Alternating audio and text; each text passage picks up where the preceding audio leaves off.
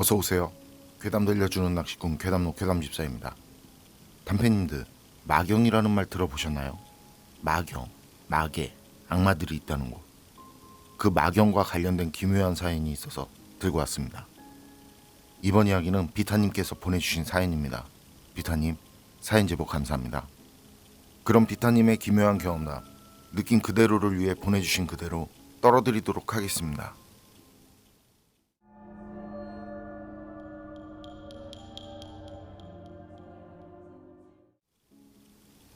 제가 소름 돋는 오싹한 이야기 하나 해드릴게요. 실화인지 아닌지는 모르겠습니다만 저도 어느 모임에서 들은 이야기인데, 말을 했던 사람이 아주 길고 장황하게 진지하게 이야기를 했던 게 생각나고요. 어디서도 들어본 적이 없었기에 오랜 시간이 지난 지금도 이 이야기가 기억이 생생합니다. 이야기는 이렇습니다. 1984년 8월경, 당시 대학생이던 김구는 방학을 하자 기숙사에서 집으로 내려와서 가족들과 함께 시간을 보내고 있었습니다. 2번이나 재수를 하고 겨우 합격한 명문대였기에 그는 가족들의 자랑이었습니다. 당시엔 동네에 명문대 합격자가 있으면 부모님들이 기뻐서 합격 현수막을 내걸기도 했던 거 기억하실런가 모르겠네요. 모모리, 모모군, 모모대 합격, 이런 거죠. 그런데 그가 집에 내려온 지 3일 정도 되었을 때였습니다. 부모님은 밭에 일을 하러 가시고 김군과 동생만 집에 있었습니다. 낮잠을 자려던 김군이 소파에 누워서 만화책을 보고 있었는데 갑자기 어디선가 전화 한 통이 걸려왔습니다.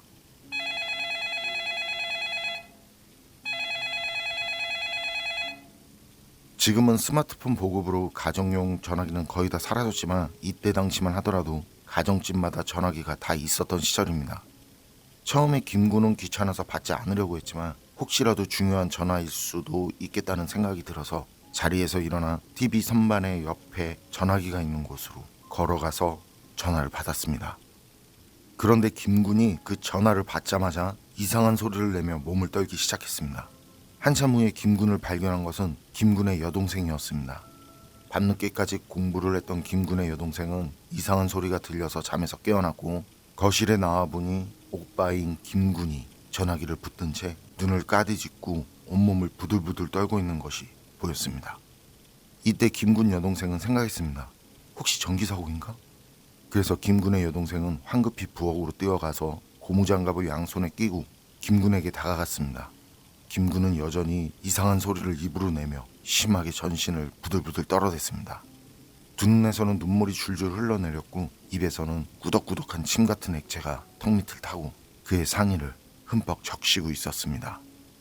김군의 여동생은 뭐라도 해보자는 생각에 고무장갑을 끼고 오빠의 손에서 전화기를 떼어내려고 전화기에 손을 갖다 댔습니다.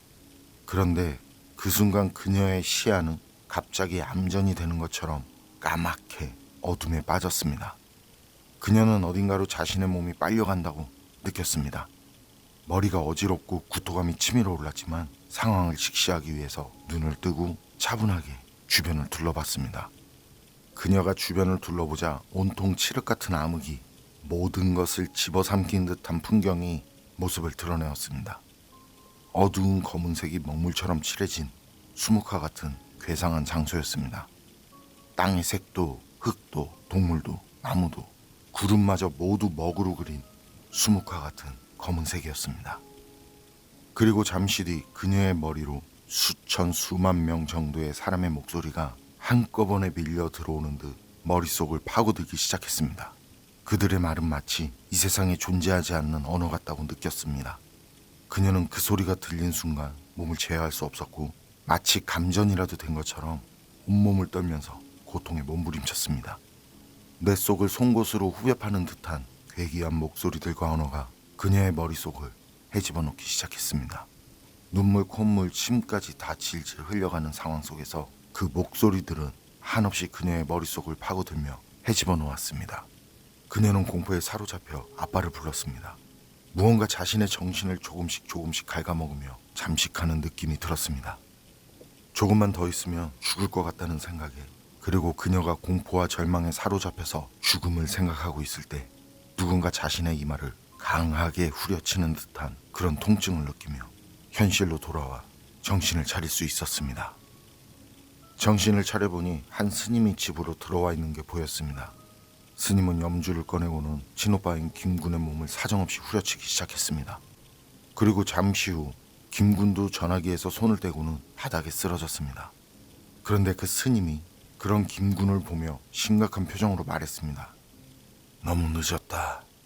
이미 정신이 저쪽에 완전히 잠식당했어. 아이야, 너는 거기서 무엇을 보았느냐? 김군의 여동생은 울며기며 말했습니다. 검은색이요. 온통 검은색이었어요.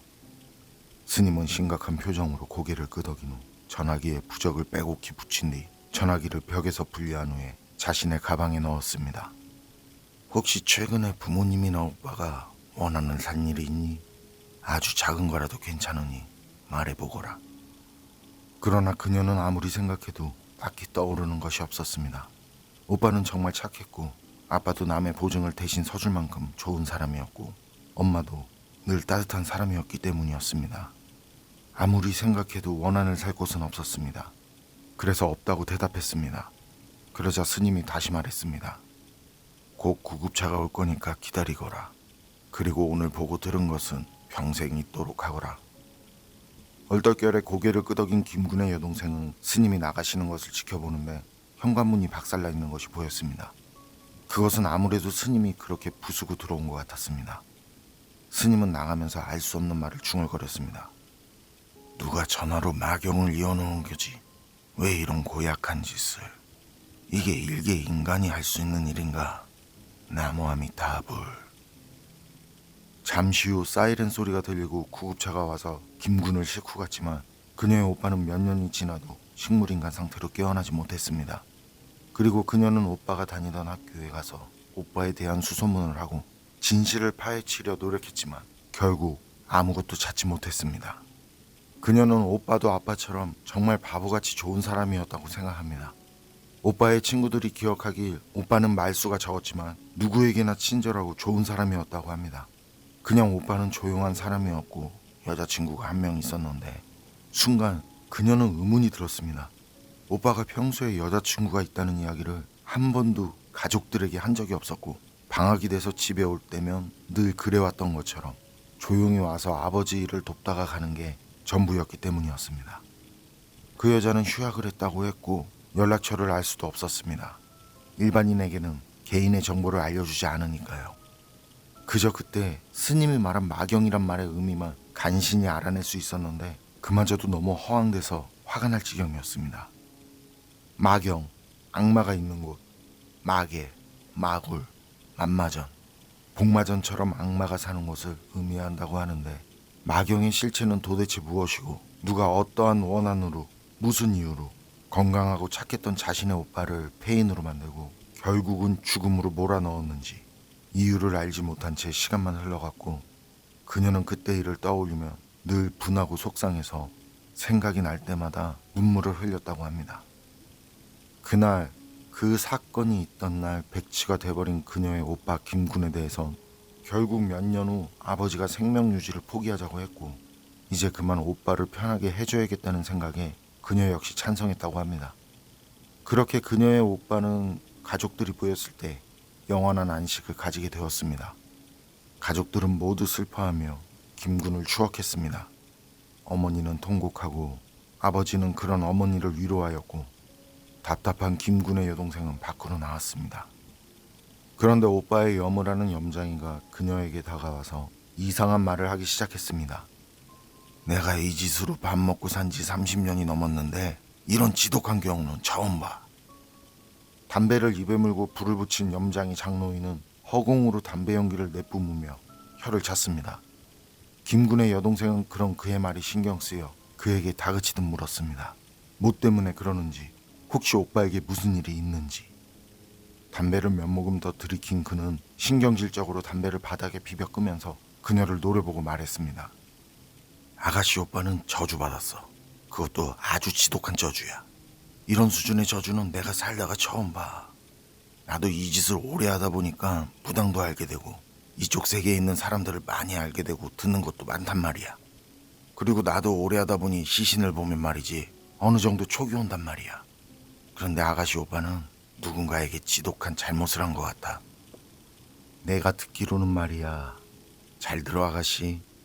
이런 수준의 저주를 한 개인에게 걸려면 자기 육체와 영혼을 다 불살라서 같이 죽겠다는 각오가 있어야 가능해. 아가씨 오빠를 죽이고 싶어 했던 사람이 있던 것 같아. 지독한 원한 같단 말이지. 그날 내가 아가씨 오빠 염을 밤에 요상한 꿈을 꿨어. 아가씨 오빠가 웬 시커먼 곳에 서 있는데 내가 살다 그런 건 또 처음 봐. 거기가 어딘진 모르겠지만 아무튼 꿈에서 본 그 장소는 정말 내가 평생 꾼 악몽 중에 가장 끔찍하고 무서웠어. 고작 꿈 따위로 이렇게 절망감을 느껴보긴 처음이야. 솔직히 재수없어. 내가 좀 돌려 말하는 걸 못해. 미안해 아가씨. 도대체 영문을 알 수 없는 그의 말에 정신을 차리지 못한 김군의 여동생은 도대체 무슨 말이냐며 다시 되물었습니다. 그러자 그는 주름이 패인 반쯤은 감겨있는 눈을 치켜뜨며 말했습니다. 내가 그 꿈을 꾸고 나서 말이지 염을 하지 않으려다가 아가씨 얼굴이 생각나서 우리 손녀딸 생각나서 해준 거야.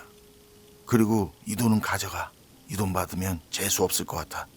그냥 아가씨가 부모님한테 잘 둘러대.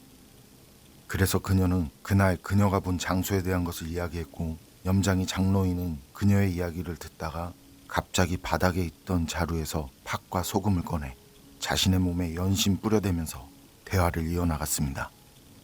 근데 아가씨 마경이라고 알아? 마경. 그때 그 스님이 한 말. 그냥 헛소리 같겠지만 왜 종교쟁이들 말하는 소위 천국 지옥 그런 거 있지? 마경 그런 게 아니고 그냥 악마들이 사는 세계가 마경이야. 안 믿기지? 노인네가 무슨 헛소리를 하나 싶을 거야. 내 말 허투루 듣지 마. 이 시간 이후로 전화번호부터 싹 바꿔. 알겠어? 그리고 가족들 모두 아무도 모르는 곳으로 가서 살아. 이름을 바꾸는 것도 좋은 방법이야. 뭐 있잖아. 개명 신청하는 거. 최대한 아가씨와 아가씨 가족의 흔적을 지우는 게 좋을 거야. 조용히 살란 말이야. 난 말했으니까 이만 가볼게. 미안해. 그리고 다시 나한테 연락하지 마. 잘 가고 그냥 다 잊어. 노인네가 비가 오니까 별 개소리를 다 하네. 그렇게 생각해. 그 편이 차라리 편할 게야. 김군의 여동생은 그 이야기를 듣고 몹시 혼란스러웠지만 더 이상 그를 붙잡을 순 없었습니다. 그리고 수년 전 그날 자신이 보았던 끔찍한 검은 세상에 관한 기억이 다시금 되살아나 그때의 끔찍했던 악몽이 되살아나는 것 같았기에 더 이상 두려움에 아무런 말도 할 수 없었습니다. 그녀는 그 염장이 장로인의 충고대로 이름도 바꾸고 가족들과 조용한 한 시골 마을로 이사가서 그곳에서 학교의 선생님이 되었습니다. 그런데 그녀는 몇 년 후 어느 날 뜬금없이 자신의 오빠를 염해준 염장이의 근황이 궁금해져서 그가 살던 지방으로 가게 되었습니다. 무엇이 그녀를 그곳까지 인도했는지 그녀도 알지 못했습니다만 오빠의 죽음에 대한 의혹의 실마리를 조금이라도 찾고 싶었던 마음이 간절했던 게 아닐까 생각한답니다. 그 일이 있고 나서도 오빠가 가끔씩 꿈에 나와서 자신을 보면서 눈물을 흘리는 모습도 보았기에 그냥 모든 걸 잊고 예전처럼 살 수는 없었다고 합니다. 그리고 희미한 기억에 의존한 채 동네를 뒤지다가 결국 염장이 노인의 집을 찾아내고 말았습니다. 그의 집을 찾아서 쌀이문을 열고 조심스럽게 안으로 들어갔는데 오랫동안 방치한 것처럼 집은 거의 다 무너져가고 있었습니다. 거미줄도 보였고 사람이 오랫동안 살지 않았는지 잡초도 무성하게 집 마당을 채우고 있었다고 합니다. 그리고 그런 그녀가 서성이며 살펴보는데 뒤에서 한 남자의 말소리가 들려왔습니다. 누구세요? 누구 찾아오셨나요? 그녀는 자신의 오빠의 염을 이곳에 살던 장씨 아저씨가 해주셨는데 한번 뵙고 싶어서 왔다고 그렇게 솔직하게 말했습니다. 그러자 그 남자는 자신을 장로인의 조카라고 소개했습니다. 남자는 서글서글한 인상이었고 마을에서 이장을 하고 있다고 말했습니다. 그리고 그는 장로인에 대한 것을 그녀에게 설명해 주었는데 그 이야기를 듣던 그녀는 다시 한번 경악했습니다.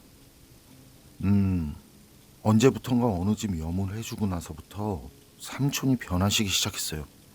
나이도 있으시고 늙으셔서 그런지 아파서 며칠 앓기도 하셨고, 그래서 그런 건지 선망증세 같은 게 생겼어요.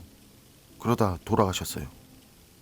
그러자 그녀는 주머니에서 돈을 꺼내서 이장이라는 사람 손에 쥐어주고는 더 자세한 이야기를 듣고 싶다고 했습니다. 그러자 남자는 돈을 받고는 그녀를 묵묵한 얼굴로 쳐다보다가 말을 이어갔습니다. 난 자세한 이야기는 못 들었는데 아까 말한 대로 어떤 집에 젊은 남자 염을 해주고 나서부터 그때부터 삼촌이 변하기 시작했어요. 항상 무언가에 쫓기는 사람처럼 행동하시는 거예요. 삼촌이 좀 꼬장꼬장했지만 누구랑 척질 사람도 아니었거든요. 소심하시기도 하셨고. 정신과에서 약을 타서 먹였는데 조금 나아지시더라고요. 그랬는데 그날 결국 사달이 나더라고요. 동네에서 잔치가 열린 날이었어요. 음식을 드시던 삼촌이 갑자기 벌떡 일어나시고는 지팡이로 아무도 없는 허공을 가리키면서 소리를 고래고래 지르시는 거예요. 왔네, 왔어. 그것들이 왔어.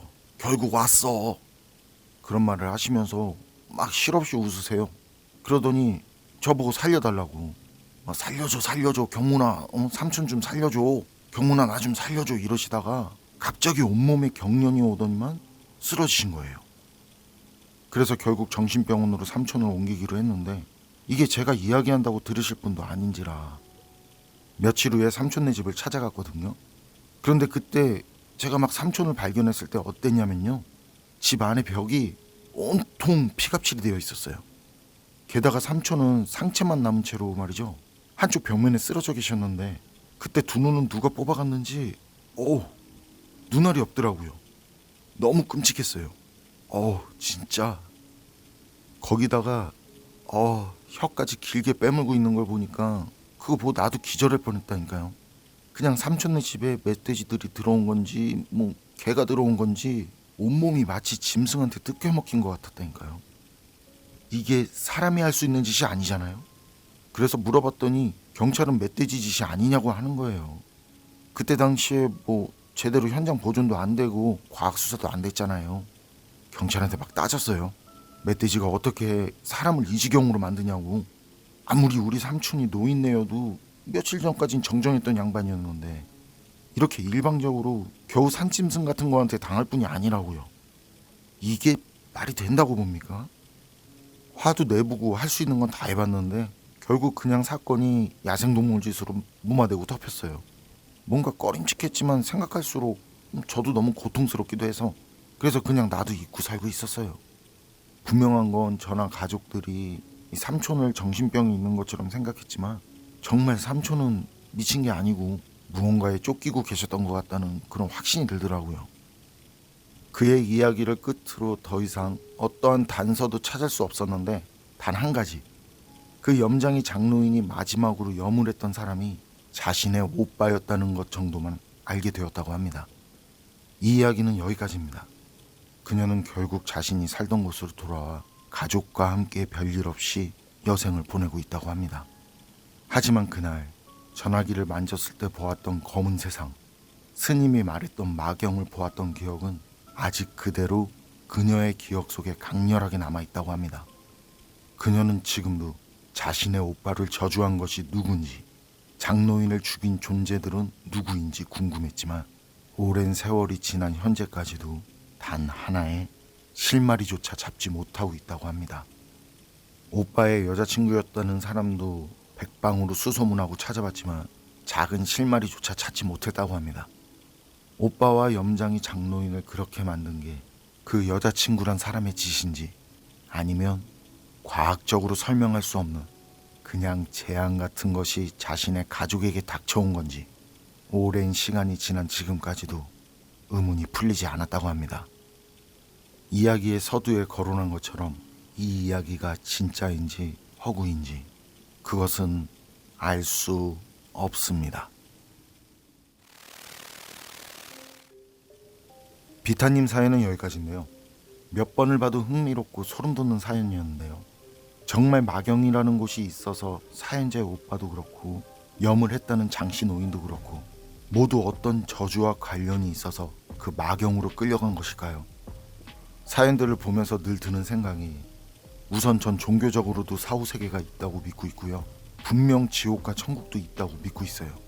그래서 사람이라면 실수도 하고 죄를 지을 수도 있는데 그 죄를 후회하고 반성하는 삶, 그리고 다시는 같은 죄를 반복하지 않고 그렇게 살아가려고 노력하는 삶, 그런 삶을 살아가고 싶은 마음이 더 간절해지더라고요. 그래서 이 세상을 떠날 땐 걱정 없이 눈을 감고 싶다는 마음. 사실 정상적인 사람이라면 모두가 그런 마음일 거예요. 죽어서 지옥에 가고 싶은 게 아니라면 말이죠. 괴담은 무서운 이야기라는 거 외에도 다른 면에선 제게 그런 의미가 있네요. 여러분 생각은 어떠세요? 판단은 여러분께 맡기겠습니다. 어서 오세요. 괴담 들려주는 낚시꾼 괴담로 괴담집사입니다. 단편님들, 우리 은하 모습이라고 여기저기 돌아다니는 사진을 보신 분도 계시겠고 아직 못 보신 분들도 계시겠죠. 그런데 이거 다시 변경됐다고 하더라고요. 과학의 겸손함이요, 묘미죠. 계속 알아가고 수정하고 그에 따라서 변해가는 거. 이렇게 무언가를 계속 연구하고 알아가려고 노력하는 모습들, 진심 너무 멋지다고 생각합니다. 그런데 우주까지 가기 전에 우리가 사는 지구의 바다, 이 바다만 놓고 본다고 할 때 현 인류의 과학은 바다에 대해서 알고 있는 것들이 얼마나 될까요? 많은 것들을 알아가고 수정해가는 단계이겠죠. 그렇다면 혹시 나중엔 영적인 부분에 대해서도 몰랐던 새로운 것들을 알게 되고 사실이라고 말했던 것들이 수정되진 않을까요? 이번 이야기는 일본 괴담 채널에 올라온 사토시의 기묘한 경험담입니다. 그럼 일본인 사연자 사토시의 기묘한 이야기, 괴담집사의 시점으로 떨어보겠습니다.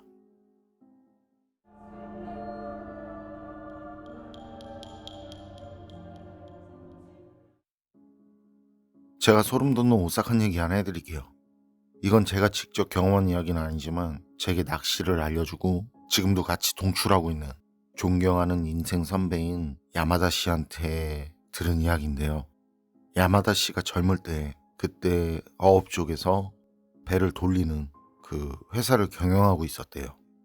그런데 어느 날 조업하러 나간 회사 소속 어선 선장한테서 다급한 연락이 왔다는데요.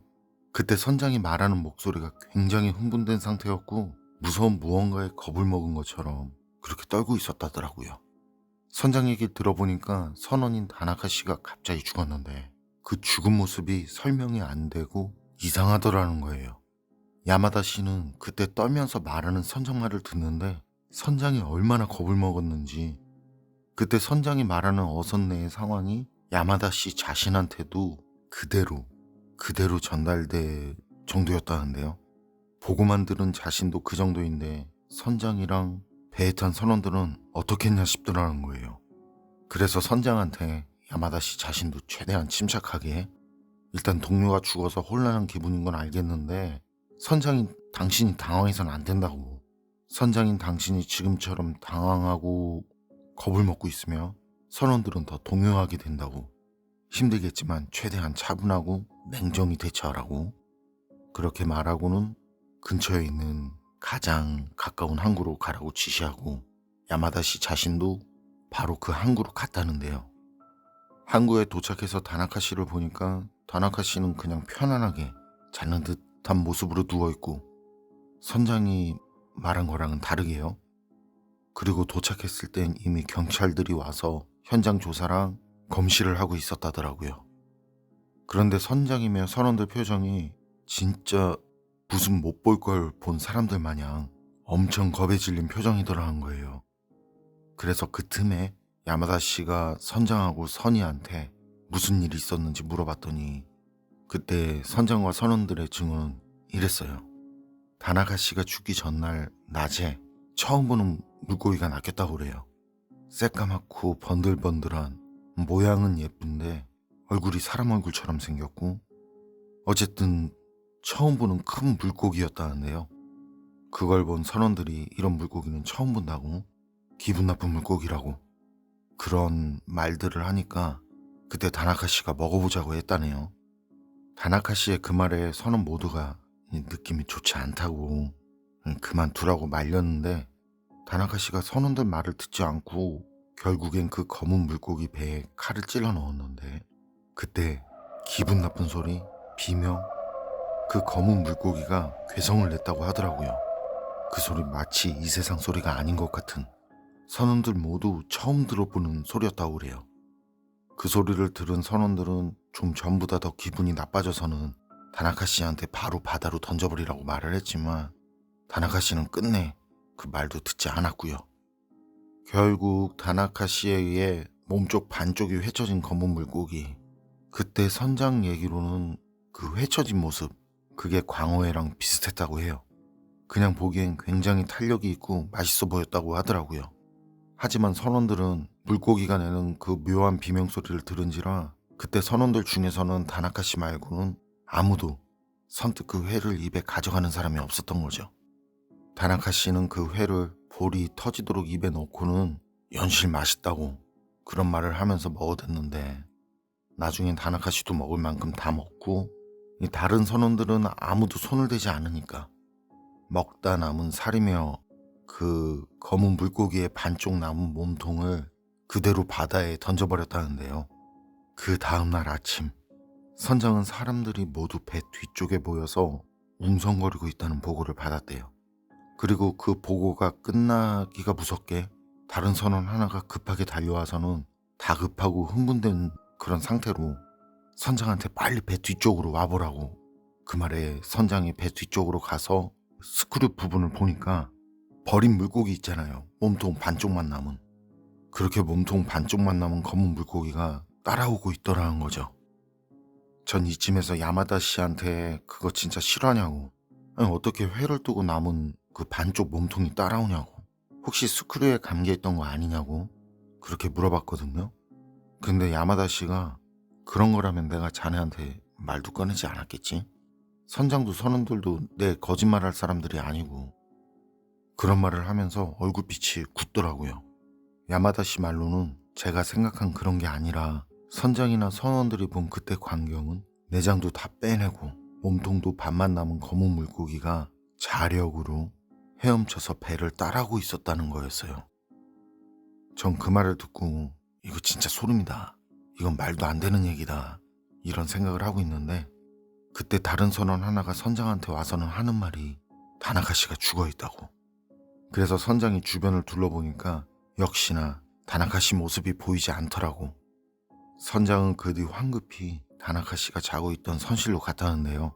그곳에는 비쩍 마르고 검게 변한 잠든 모습으로 죽어있는 다나카 씨의 사체가 있더라는 거죠. 다나카 씨는 40대 후반인데 죽은 모습은 100살이 넘는 노인 같았다고 하더라고요. 그 모습 마치 이집트 다큐멘터리에 나오는 검게 변하고 뼈만 있는 그런 미이라 있죠? 그 미이라 같았다고 그래요. 그때 선의의 검시 결과 사인은 노쇠. 사체 사진을 카메라로 찍고 선원들이 크게 동요하고 있는 중에 그때 선장이 사장인 야마다 씨한테 연락을 한 거고요. 경찰이 선의한테 다나카 씨의 사진을 보여달라고 해서 보여줬고 그때 야마다 씨도 같이 보게 됐다는데요.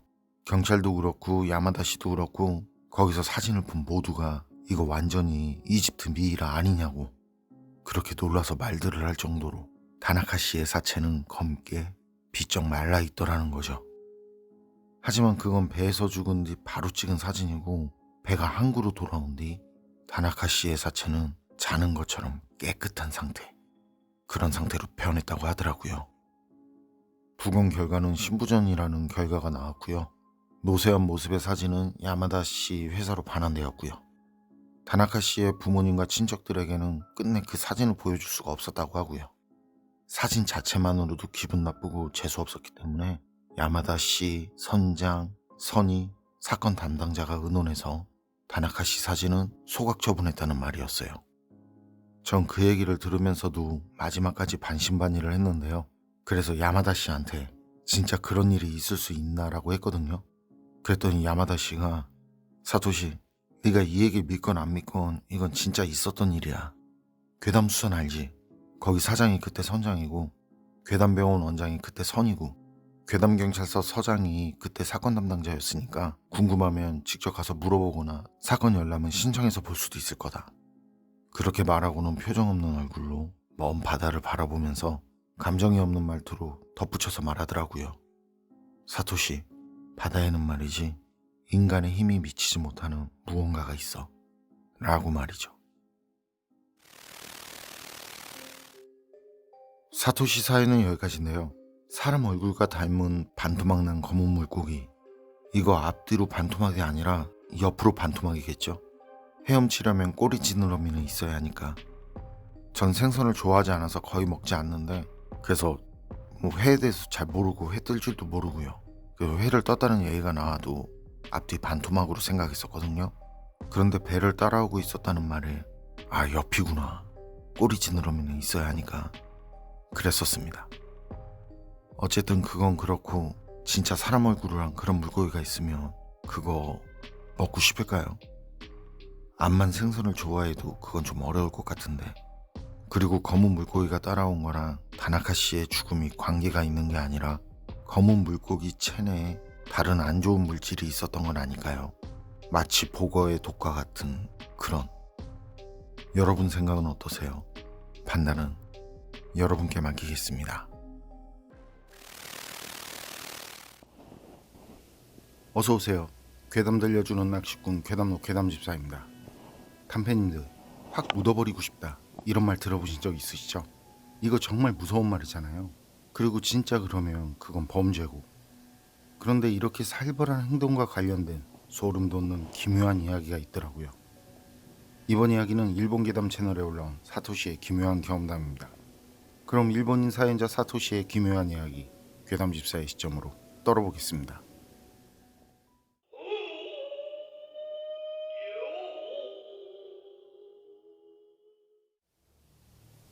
제가 소름 돋는 오싹한 이야기 하나 해드릴게요. 이 얘기는 어릴 적 할아버지에게 들은 이야기인데요. 할아버지는 또 그 할아버지에게 들은 이야기라고 그래요.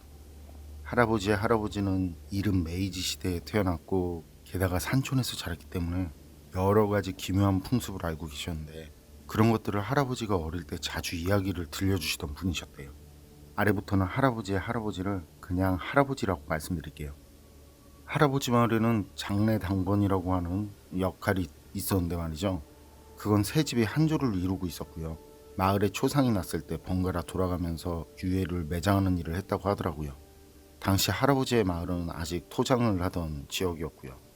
마을에 있던 절에서 장례식을 치른 뒤에 유해가 든 관을 수레에 싣고 마을 외곽에 있는 장지까지 운반을 했다고 그래요. 그런데 이게 그 집에 남자가 있든 없든 그 장례 당번이라는 걸 무조건 해야 했나 봐요. 그래서 남자가 없는 집에서는 당번을 대신 좀 해달라고 돈이라든지 쌀을 주면서 부탁을 하는 그런 경우도 있었고요. 장례일을 하면 술도 대접받고 약간이나마 사례금도 나왔다고 하더라고요. 다만 관을 같이 묻으면 장소라든지 인력이라든지 그런 장례 비용이 많이 드니까 마을에서는 4척에서 5척 정도 깊이로 구덩이를 파고 그 구덩이 안에 관도 없이 수의를 입은 유해를 그대로 묻는 장례는 그런 방식으로 치러졌고요. 그게 그때 그 마을 관습이었던 거죠. 그러다 마을에 초상이 났다는데 말이죠. 그때 죽은 사람은 당시 마을에서 흔치 않게 자신 스스로 죽음을 선택했다고 해요. 죽었을 때 나이가 50밖에 되지 않은 농부였는데 누군가와의 그 토지 분쟁 재판에서 패했다나 봐요. 그래서 그 사람은 재판에서 패하면서 조상 대대로 물려오던 땅을 모두 잃게 됐고요. 그걸 비관하다 스스로 극단적인 선택을 하게 됐다는 거죠. 그런데 그때 그 사람과 토지 분쟁을 했던 사람이 말이죠. 할아버지랑 같이 장례 당번을 서는 집, 그 집 남자였다는 거예요. 그리고 그건 생각보다 굉장히 난감했다나 봐요. 하필이면 그 사람이 죽었을 때 그 마을 장례를 담당하던 당번이 할아버지가 속한 조였다는 거죠. 그러니 유족들도 그때 토지 분쟁을 했던 사람이 고인이 된 자신의 가족 장례를 맡아서 하는 걸 원치 않았었겠죠. 할아버지 조에 속한 그 사람은 장례식 때 얼굴을 비추지 않았다는데요. 나중에 고인을 장지에 묻어주는 날이 되니까 그때 마을 관습인 그 장례 당번을 하겠다고 그러면서 유족들 앞에 나타났다고 그래요.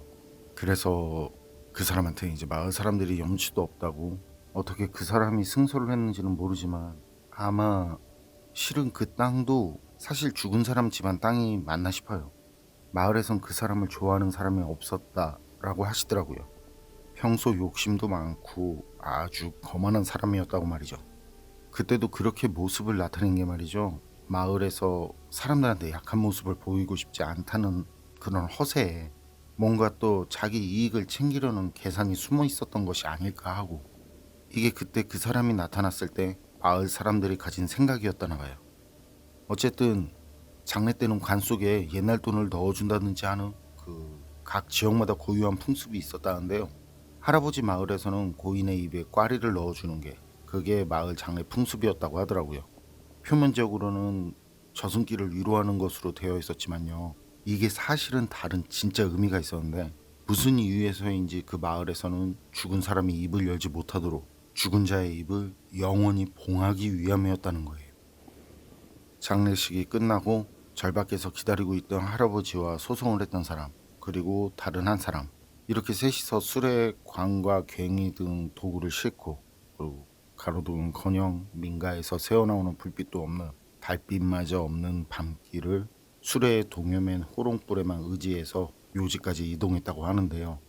묘지까지는 30분 정도? 그리고 도착한 뒤부터 약 1시간 정도 구덩이를 파고 고인을 관에서 꺼내서 그 구덩이 속으로 내리게 되는데요. 이때 고인을 다룰 때 정중히 한다고 했지만 바닥까지 한 척 정도 남은 지점에서 말이죠. 할아버지 말고 다른 누군가의 손이 미끄러진 건지 고인을 머리부터 구덩이 속으로 떨어뜨리고 말았대요. 그리고 그때 그렇게 머리부터 거꾸로 떨어지면서 고인 입에선 뽕 하는 소리가 나면서 입에 넣었던 꽈리가 튀어나왔고요. 그때 남은 일, 흙을 덮으면 끝나는 거니까 할아버지와 다른 둘은 고인 입에서 그 빠진 꽈리를 그대로 두고 고인을 다시 바른 자세로 잡은 뒤에 몸통부터 흙을 덮어갔다는데요. 이때 몸통부터 흙을 덮는 건 다른 이유는 없고요. 고인을 묻을 때는 아무래도 그 얼굴에 흙을 뿌리는 게 꺼려지니까. 그래서 할아버지뿐만이 아니라 그때 사람들은 다들 그 얼굴에 흙을 덮는 거를 제일 뒤에 하게 된다고 하더라고요. 그리고 그렇게 흙을 덮어주고 할아버지가 이제 다 끝나간다면서 긴장을 풀었을 때 갑자기 달이 구름 사이에서 나오더니 구덩이 속을 비추더라는 거예요. 일부러 구덩이 속을 보여주려고 하는 듯 말이죠. 그러자 마치 그때 달이 의도라도 한 것처럼 이미 고인이 된 그 남자의 얼굴이 보였는데, 그때 그 사람 얼굴에 달빛이 닿으니까 말이죠. 죽은 사람이 갑자기 눈을 번쩍하고 부릅뜨더라는 거죠. 그리고 눈만을 빠르게 움직이면서 주위를 둘러보고, 그러다 그 소송 상대자를 발견하더니만 그 남자 얼굴을 노려보고 호통치듯 큰 소리로 말하더래요. 네 놈이 내 장례당번이라니 군하다고. 죽어서도 너만은 잊지 않겠다고. 그렇게 그 남자를 보면서 고함을 쳤다고 그러더라고요.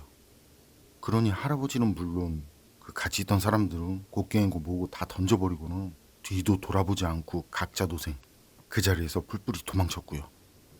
그 뒤로 할아버지는 흩어졌던 사람들하고 마을에서 다시 만났고 셋이서 같이 그 장례식을 치른 절로 뛰쳐 들어가서 그때까지 경험한 그 자초지정을 주지스님께 얘기했다는데요. 세 사람의 얘기를 들은 주지스님도 겁이 났는지 말이죠. 주지스님이 생각할 때도 셋이 다 자신을 놀리려고 그러진 않을 테니까요. 뭔가 있긴 있는 거구나 하면서도 확인하는 건 해가 뜨고 나서 하자고.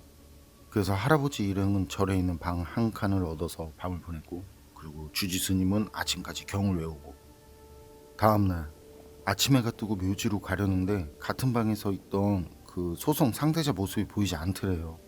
할아버지랑 남은 그 한 사람은 그 사람은 자기가 일하러 갔겠지 싶었대요. 원래 그런 사람이었으니까. 이기주의적이고 마을에서도 좋아하는 사람 하나 없는. 그래서 그 사람이 없어진 걸 뭐 심각하게 생각하지 않았다는 거죠. 그리고 그 뒤에 할아버지 마을에는 의사가 없어서 옆 마을에서 억지로 부탁해서 의사도 부르고 혹시나 살아있을 수도 있는 거니까 당연히 그렇게 생각들을 한 거죠. 땅에 묻힌 사람이 말을 했으니. 그렇게 사람들이 모여서 묘지를 향해 가게 됐어요. 가서 보니까 산짐승 같은 것에 훼손된 흔적은 없이 고인은 구덩이 속에서 얼굴만을 내놓은 채 어제와 같은 모습으로 있었다고 하더라고요. 그리고 고인을 묻은 흙을 파내고 의사가 다시 검안을 했는데요. 의사 말이 죽은 지 상당한 시간이 지난 확실히 사망한 사람이라고, 어제 다시 살아서 돌아왔다는 건 말이 안 된다고 하더래요. 다만 의학이 발달하지 않은 시대의 그 의사였기 때문에 그 의사의 판단을 얼마만큼 신용할 수 있을지는 모를 일이다라고 당시 어린 아이였던 할아버지께 웃으시면서 말씀하셨다네요. 그런데 말이죠. 고인의 눈 상태가요. 전날 밤에 할아버지가 본 것과 같은 모습, 부릅뜬 상태더라는 거예요. 할아버지도 같이 있던 다른 한 사람도 도저히 이해가 안 되더라는 거죠. 게다가 그는 다시 감기는 것도 엄청 힘들었다고 그래요. 그렇게 그 고인은 다시 한번 그 낮에 매장이 진행되었고요. 그리고 그때는 아무 일 없이 마칠 수 있었고요.